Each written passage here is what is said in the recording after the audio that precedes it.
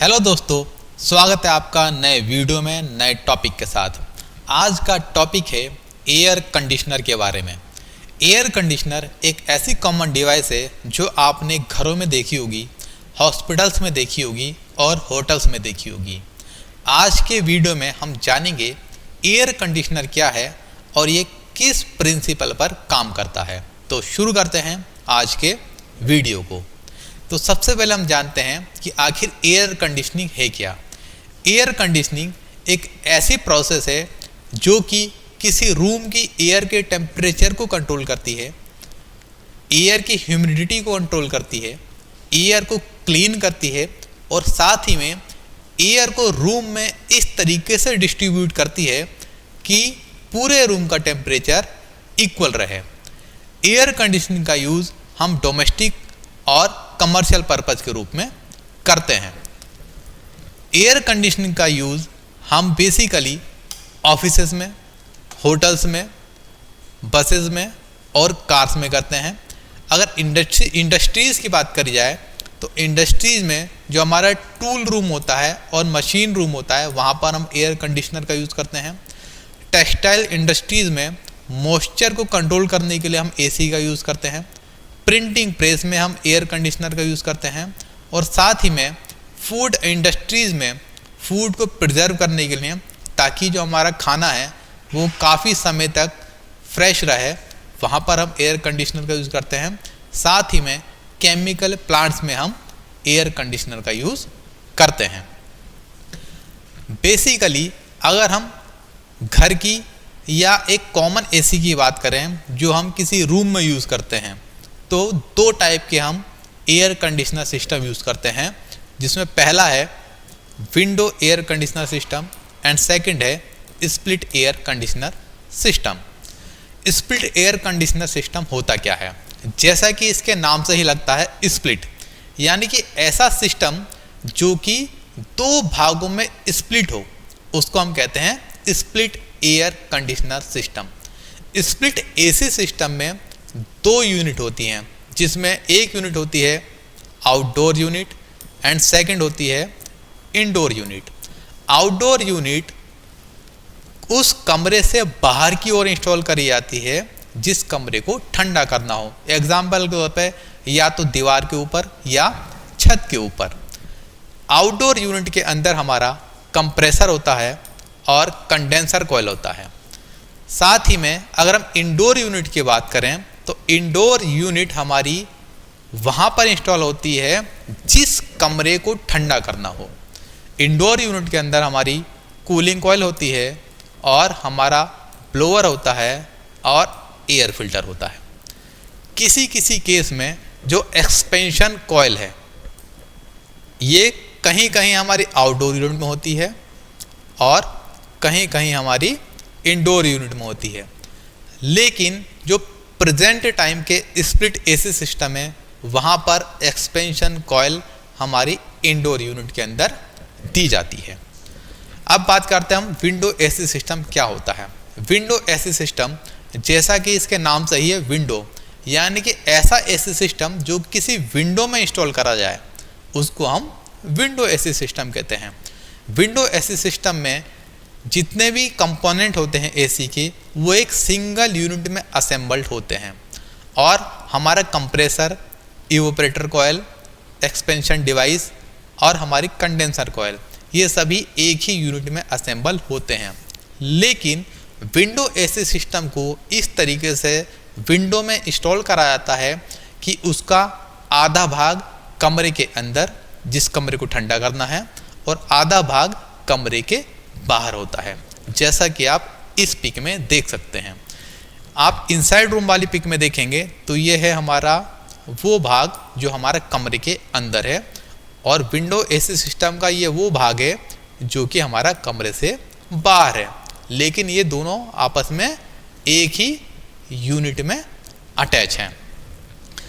अब इस डायग्राम में हम देख सकते हैं कि किस भाग में कौन कौन से पार्ट्स हैं। तो अगर बात करें हम इसकी तो ये हमारा विंडो है जिसके इधर का पार्ट हमारा इंडोर है एंड इधर का भाग हमारा आउटडोर है।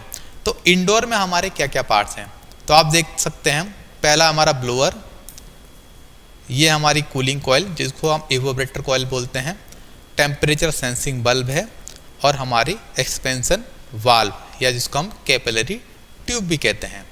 आउटडोर यूनिट में हमारा कंप्रेसर आता है, फैन आता है, कंडेंसर कॉइल आता है, और ये हमारा एक फैन एक्सल है। फैन एक्सल हमारा ऐसा एक्सल होता है जिस पर हमारा फैन ब्लोअर और फैन दोनों ही एक ही शाफ्ट पर अटैच रहता है। अगर अब बात करें विंडो एसी सिस्टम के कंपोनेंट के बारे में, तो वो है हमारे cooling coil, fan blower, capillary tube, operational panel. Operational panel का काम होता है कि टेम्परेचर को अपने अकॉर्डिंग सेट करना, ब्लोअर की स्पीड को कम या ज़्यादा करना। ड्रायर फिल्टर, ड्रायर फिल्टर का काम होता है जो भी हमारा रेफ्रिजरेंट है उसके अंदर अगर मॉइस्चर या कोई डर्ट है उसको फिल्टर करना। ड्रेन पेन, ड्रेन पेन का काम होता है कि अगर हमारी इवोपरेटर कॉइल पर जब हवा आती है तो जो हवा की ह्यूमिडिटी है वो कंडेंस होकर वाटर की फॉर्म में या लिक्विड में बन जाती है, और जिसको हमको ड्रेन करने के लिए एक अलग से पाइप लगाना पड़ता है, तो वो है हमारा ड्रेन पेन। तो ये हमारी है इंडोर साइड के कंपोनेंट। अगर हम आउटसाइड कंपोनेंट की बात करें तो उसमें आता है हमारा compressor, condenser coil, propeller fan और फैन मोटर। इन सारे पार्ट्स के बारे में हम आगे भी फिर से डिस्कस करेंगे। अब बात करते हैं रेफ्रिजरेंट के बारे में, जिसके बिना एसी काम कर ही नहीं सकता है। तो रेफ्रिजरेंट एक ऐसा मीडियम है जो कि हमारे कूलिंग प्रोसेस को मेन रोल प्ले करता है। तो रेफ्रिजरेंट क्या है? तो रेफ्रिजरेंट एक ऐसा फ्लूइड है जो कि हमारी रेफ्रिजरेशन साइकिल को पूरा करने में मदद करता है। रेफ्रिजरेंट एक ऐसा मिक्सचर हो सकता है, ऐसा फ्लूइड हो सकता है जो कि अपनी फेज को या अपने स्टेट को बार बार चेंज करता है, यानी कि कभी वो लिक्विड बन जाता है, कभी वो गैस बन जाता है, और कभी वो लिक्विड और गैस दोनों ही बन जाता है। तो हमारे एसी में जो मेन रेफ्रिजरेंट यूज़ करे जाते हैं वो है हमारे R32, R132A, R410A and R600A। ये जो R32, R132A जैसे नाम है ये इनके कमर्शियल नेम है, यानी कि ये इन नाम से मार्केट में मिलते हैं।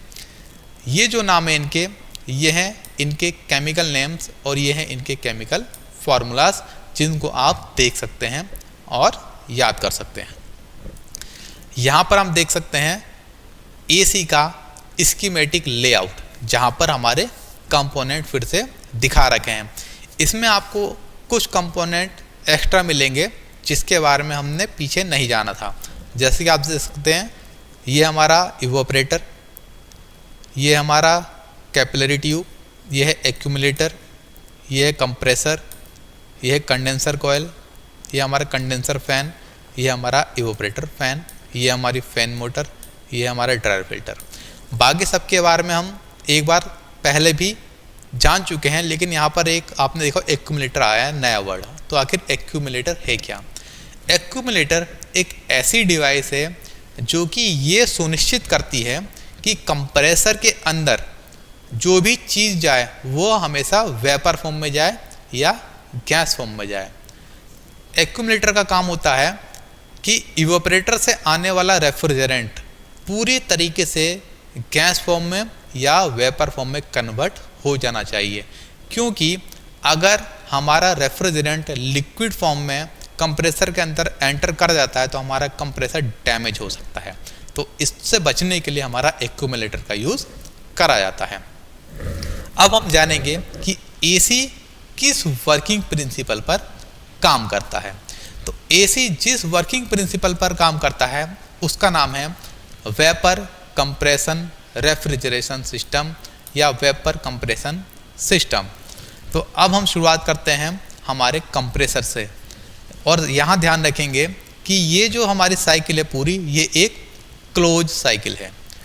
तो जब हमारा कंप्रेसर घूमता है तो हमारा जो कंप्रेसर का काम है वो है इवोपरेटर से आने वाले रेफ्रिजरेंट को कंप्रेस करना।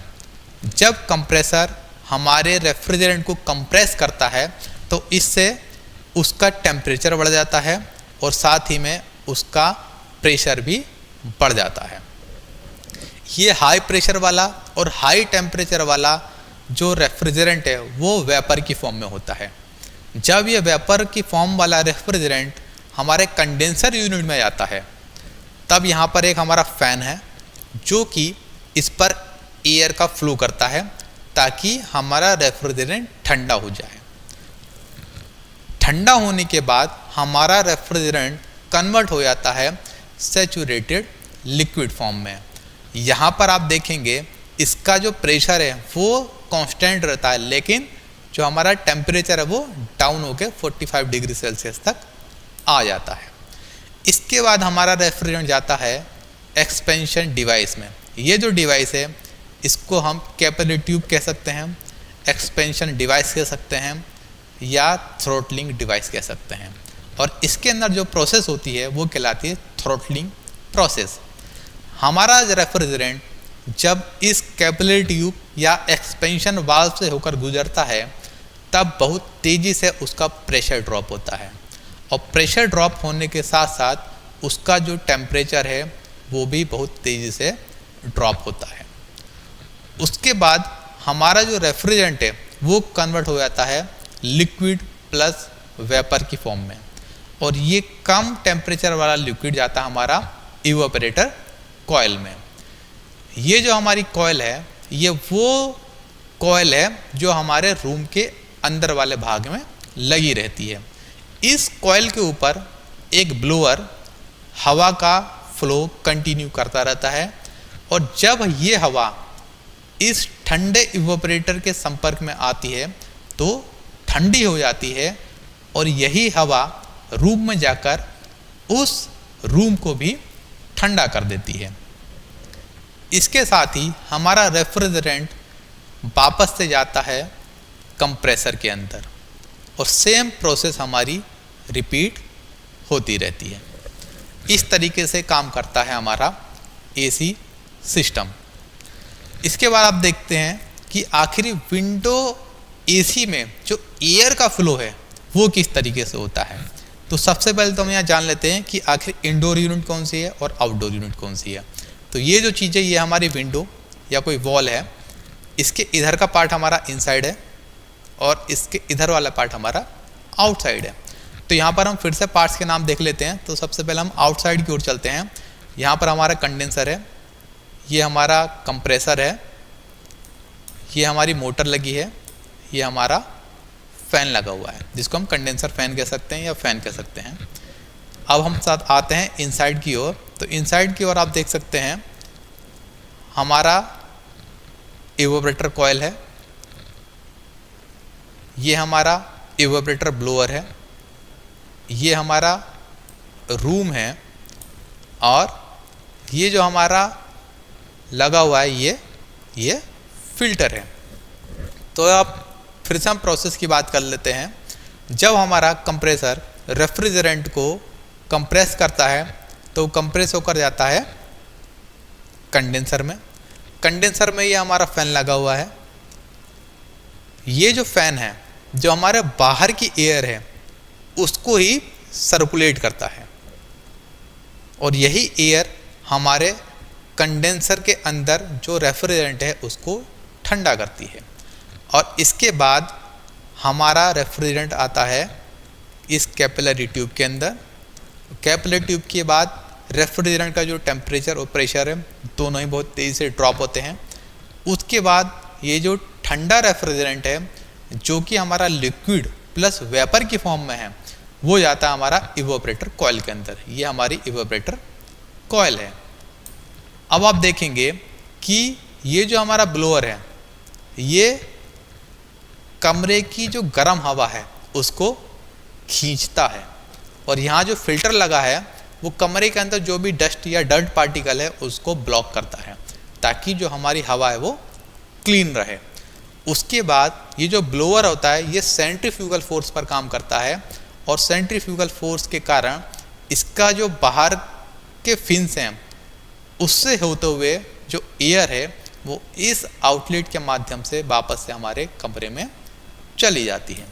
यानी कि हम देखेंगे कि जो भी हमारे कमरे की एयर है वो बार बार इवोपरेटर से होते हुए ब्लोअर पे आती है और ब्लोअर से फिर कमरे में, यानी कि ये एक साइकिल हो गई एयर की। और जब कभी इस एयर का टेम्परेचर हमारे डिज़ायर टेम्परेचर के इक्वल हो जाता है, तब जो हमारा थर्मल सेंसिंग बल्ब है या टेम्परेचर सेंसिंग बल्ब है वो उस टेम्परेचर को सेंस कर लेता है और हमारे कंप्रेसर को कमांड देता है कि कंप्रेसर बंद हो जाए। उससे हमारी बिजली की बचत होती है और हमारे एसी की इफ़िशियंसी भी बढ़ जाती है। तो ये था हमारा विंडो एसी का वर्किंग प्रिंसिपल और साथ में विंडो एसी में जो एयर का फ्लो होता है वो कैसे होता है। आई होप आपको ये एसी समझ में आया होगा। अगर आपको कोई भी डाउट है तो आप कमेंट में लिख सकते हैं, नेक्स्ट वीडियो में हम आपके डाउट क्लियर कर देंगे। तो नेक्स्ट वीडियो में हम जानेंगे स्प्लिट एसी के बारे में। तो अगर आपने चैनल सब्सक्राइब नहीं कराया तो चैनल को सब्सक्राइब कर लें, साथ ही बेल आइकॉन का बटन भी दबा दें ताकि आपको नए वीडियो का नोटिफिकेशन टाइम टू टाइम मिलता रहे।